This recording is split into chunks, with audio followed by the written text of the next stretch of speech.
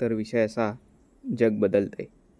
आता एका रीलमधून आपण सगळ्या गोष्टी शिकतो. एक रील आपल्याला सगळ्या चांगल्या, वाईट, सोप्या, अवघड दोन्ही बाजूनी गोष्टी दाखवतं. पण त्यामागचं जे आहे ते मागेच राहतं.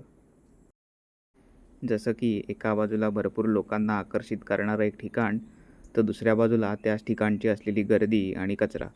आणि ह्या सगळ्यात बाजूला राहतो तो निसर्ग आणि निसर्गाला अनुभवणारा, जपणारा माणूस.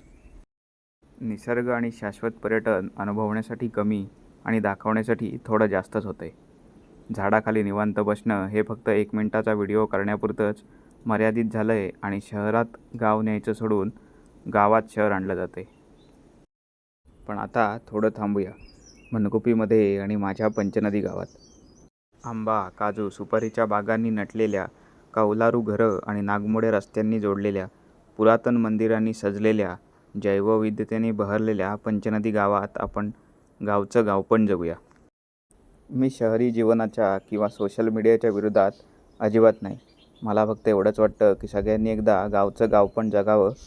त्यासाठीच हा एक छोटासा प्रयत्न.